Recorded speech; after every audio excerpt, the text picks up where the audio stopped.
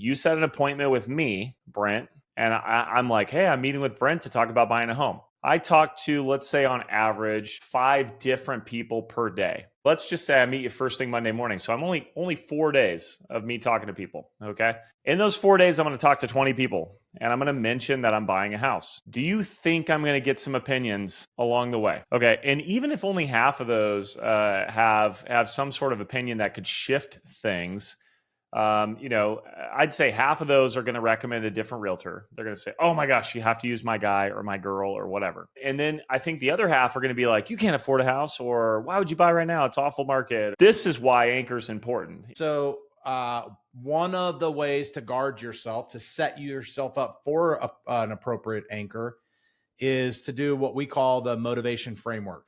And so when you're prospecting their interest, you do this motivation framework, which then in turn allows you to handle some of these pre-objections that they might hear from people they're talking to. So like if they're like, you can't afford a house, they'll be like, well, actually, I've already talked to Brent and we have a plan. But you can prepare them to have responses so they don't start questioning, whether or not they should be doing it. So that's now we can move into the anchor. Basically, once you had a great prospecting session and you've done everything you're supposed to do, you drive into the anchor.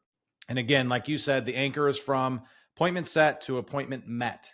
And the goal here is to eliminate any competition and also have them select you before you show up. So you're not going to the consult it's not called an interview, it's called a consult. And so you're not going to the consult to get interviewed. You're going to the consult to consult them on what the process is going to look like and how you're going to help them get to the finish line, right?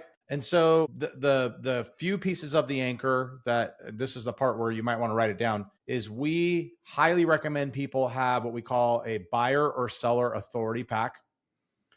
And this is something that gets emailed out. It could be your buyer guide. It could be reviews, testimonials, what to expect next. So you're setting them up, and this is a touch. And then the next touch would be a video text, which is extremely important and probably left out 99% of the time, and will set you apart from anybody else that they may be interviewing. And you just send a simple video text. Hey, it's our appointment's in 2 days. Just wanted to prep you, make sure that you got my email and you reviewed it. And here are the 3 things we're going to go over when we sit down. Want to make sure that you're aware of those things up front so we can have a really effective meeting. Yeah, and I'll give them those 3 things super fast. Let's just assume this is a buyer, right? I think that's kind of where the path we're on here. Seller's going to be different. And again, this is why in this setting, we can't go, super, super in depth over the whole PACE model. But, my favorite 3 things to pitch to close for the buyer consult. So I would do this during the prospecting phase. And then, of course, I would follow through on it during the anchor phase, which is when we meet, I'm going to answer all the questions you have, even the ones you don't know to ask.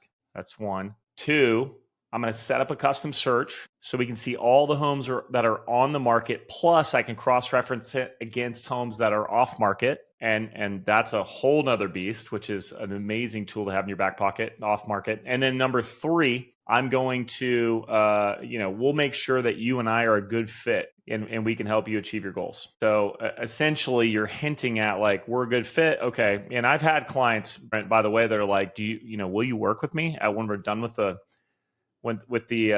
consultation? And I tee that up like, hey, I have thousands of customers, but I only have a handful of clients that I choose to work with, which is totally true. You have thousands of people on your website that are looking all the time. And you only have a few that you actually are actively working with, and not everyone fits into that equation.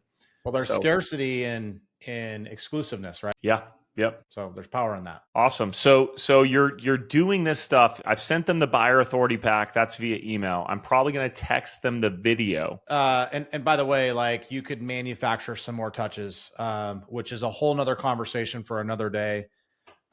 With a pre-appointment plan, some manufactured touches that show time invested and create more connection between you and them between the appointment. When you're investing time in them, they're investing time reading the things you're saying. So they're investing time in you too. Correct. And you know, they don't want to necessarily do that with 17 different realtors. Yeah, a better way of saying it is they probably, instead of feeling obligated to you, they feel obligated to the process.